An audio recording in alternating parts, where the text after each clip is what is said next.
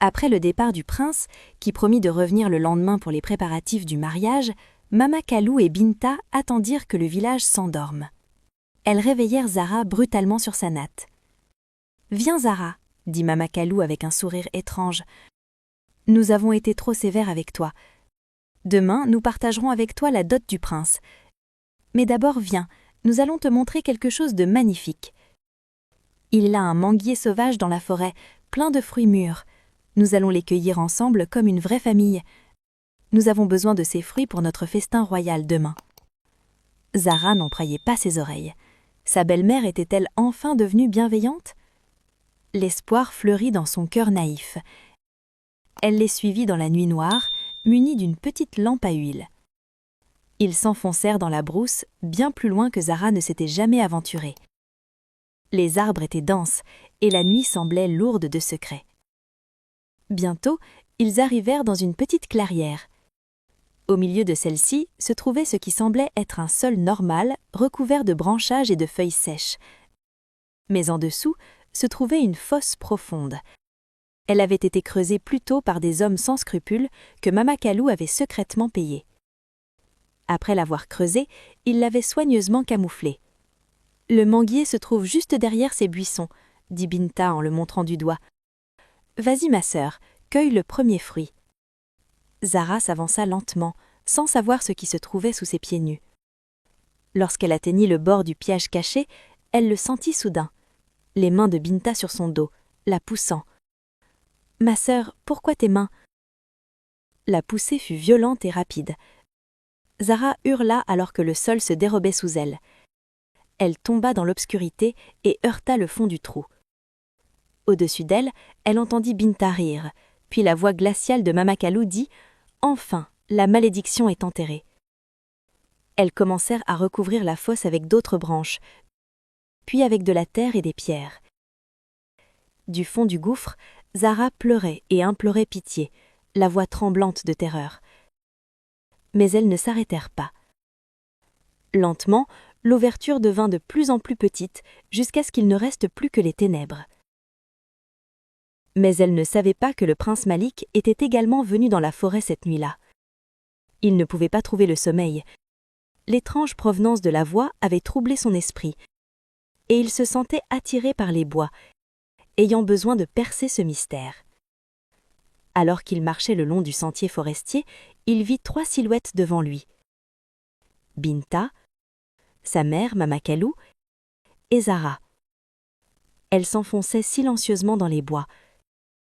Quelque chose ne tournait pas rond. Curieux et inquiet, le prince Malik décida de les filer discrètement. Il se déplaçait sans bruit à travers la végétation et il vit tout.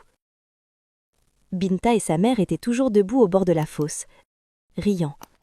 « Inutile, » dit Mama Kalou d'un ton froid.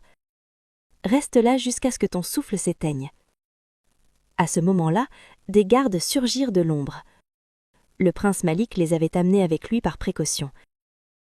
Ils saisirent Mama Kalou et Binta. Les 2 femmes se figèrent de choc lorsqu'elles virent le prince surgir devant elles. « Quoi ? Que se passe-t-il » s'écria Binta, terrifiée. Alors que les gardes les maintenaient fermement, elles hurlèrent et se débattirent sauvagement comme des hyènes prises au piège. Le prince Malik s'avança, le visage sombre de colère légitime. « Âme vile, dit-il d'une voix basse et tremblante. C'est là le comble de la méchanceté. » Du fond de la fosse, Zara commença à chanter.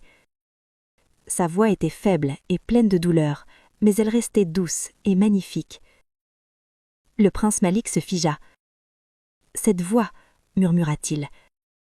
C'est la voix que j'ai entendue, celle qui a touché mon cœur, celle que je cherchais. » Il se précipita au bord du trou.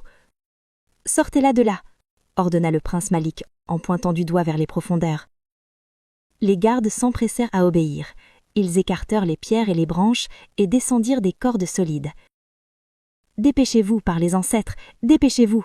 criait le prince. Avec précaution, ils hissèrent Zara hors de la fosse. Elle était blessée et couverte de boue, mais elle respirait. Lorsque Zara ouvrit lentement les yeux et vit le visage du prince Malik qui la regardait, elle fut confuse. Ses yeux étaient remplis de larmes, des larmes de soulagement et d'une profonde affection. Zara crut un instant qu'elle avait rejoint les esprits. « Toi » murmura-t-il en essuyant doucement la terre sur son visage. « Tu es la voix, tu es celle que je cherchais depuis toujours. » Mama Kalou et Binta furent traînés devant le conseil des anciens du village le lendemain matin. Tout Sokolo se rassembla pour écouter de Prince Malik raconter ce dont il avait été témoin. Le père de Zara, enfin sobre, enfin conscient, pleura de honte en voyant ce qu'il avait laissé arriver à sa propre enfant. Le jugement des sages fut rapide et sévère. Selon les lois ancestrales du pays, ceux qui creusent une fosse pour autrui y tomberont eux-mêmes. Mama Kalou et Binta furent bannis du village pour toujours, avec pour seul bien les pagnes qu'elles portaient. On ne les revit plus jamais, et certains griots disent qu'elles périrent dans cette même forêt où elles avaient tenté d'ensevelir une innocente. Le prince Malik emmena Zara dans son palais où les guérisseurs royaux soignèrent ses blessures.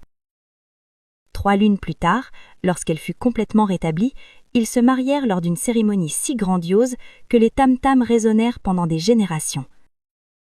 Le jour de ses noces, Zara chanta pour tout le royaume. Sa voix remplissait le palais, les ruelles, la brousse, atteignant même les cieux où sa mère veillait sûrement. Elle devint non seulement une princesse, mais aussi une reine de bonté légendaire. Elle fit bâtir des maisons pour les orphelins et les veuves. Elle fit adopter des lois protégeant les enfants de la cruauté de leurs tuteurs. Et chaque soir, elle se rendait dans les jardins du palais et chantait, rappelant à elle-même et à tous ceux qui l'écoutaient que peu importe la profondeur du gouffre de la souffrance, la vérité et la lumière finissent toujours par remonter à la surface. La jeune fille à la voix d'or avait enfin trouvé sa vie dorée, et les traiteurs avaient trouvé leur ténèbres. En fin de compte, la justice a chanté la plus douce des mélodies. Fin. Leçon de morale. Le mal commis dans l'ombre finit toujours par être révélé au grand jour. Ceux qui complotent pour nuire à d'autres finissent souvent par tomber dans le même piège qu'ils ont tendu. La jalousie et la haine détruisent le cœur de ceux qui la nourrissent. La gentillesse, l'innocence et la vérité peuvent souffrir pendant un temps, mais elles finissent toujours par triompher. N'utilisez jamais la méchanceté pour résoudre vos problèmes, car chaque graine de mal que vous sèmerez vous reviendra un jour au centuple. Pensez-vous que Mama Kalou et Binta méritaient le pardon ou la punition la plus sévère? Dites-moi ce que vous en pensez en commentaire. Merci infiniment d'avoir écouté. J'apprécie sincèrement votre soutien. Si vous avez aimé ce conte, partagez-le, cliquez sur j'aime, laissez un commentaire et abonnez-vous à cette chaîne pour découvrir d'autres magnifiques histoires africaines comme celle-ci.